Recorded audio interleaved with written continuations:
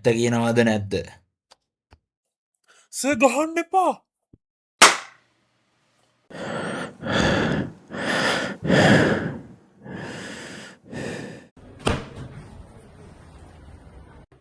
තමස් දන්නවා තමස් කරපු වැඩේ බරපතලද? මේ මනුස්සයා මැරුණා නම් තමස්ට යන්න වෙන්නේ එල්ලුම්කස්.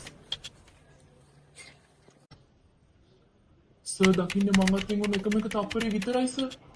ඒත් එකම එක තප්පරේට එන්න මං කොච්චර අපරාධ වින්දද සර්?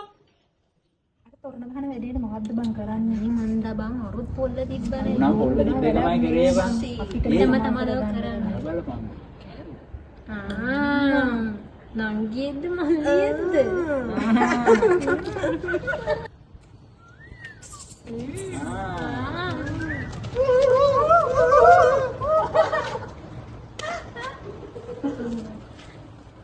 ඒ විතරක් නෙමෙයි සර්.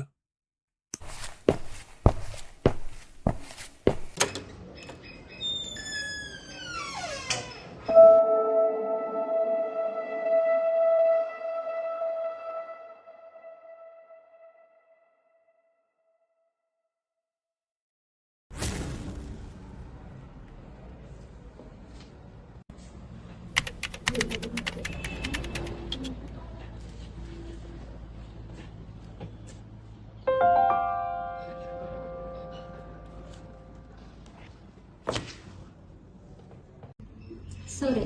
ඔයාව මේ ජොබ් එකට ගන්න වෙනවා. ඔයාගේ චේට් එකේ පොඩි ප්‍රශ්නයක් තියෙනවානේ.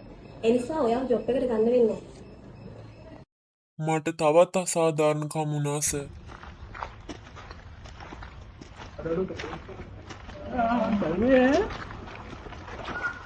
නංගී කොහොමද මිනිස්සු යන්නේ?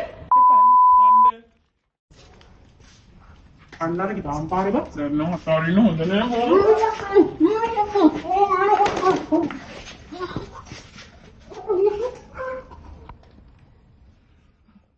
ඊට පස්සේ සර් මටවත් හිතාගන්න බැරි විදිහේ දෙයක් සිද්ධ වුණා.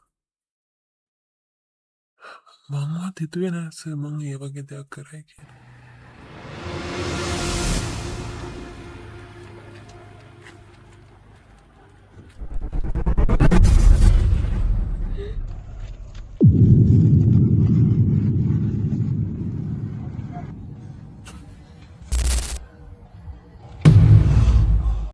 තමස් ඔය කියන දේවල් වලට සාක්ෂි නැහැ. හැබැයි තමස් යන මනුස්සයාට ගහපු එකට සාක්ෂි තියෙනවා. තමස් නීතියට අනුව වැඩිකාරයි. නීතිය හැදලා තියෙන්නේ අංශක 300ක රාමුවකට සර්. ඒ රාමුව ඇතුලේ මට ඉඩක් නැහැ. අද උදේ ඉඳන් වෙච්ච කිසිම දෙයක් නීතියට අනුව වැරද්දක් නෙමෙයි සර්. මම ඒ දේවල් ඉවසන් ඉන්න තාක්කල් මම හොඳ පුරවැසියෙක්. ඒත් මම වෙනුවෙන් සටන් කරන්න ගත්ත වෙලේ ඉඳන් මම හොඳ පුරවැසියෙක් නෙමෙයි මම අපරාධකාරියක් සර්.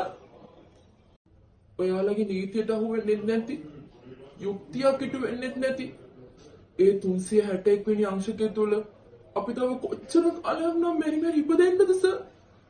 දැන් කරන්න දෙයක් නැහැ. තමුන් නීතියට අනුව වැරදිකාරයෙක්.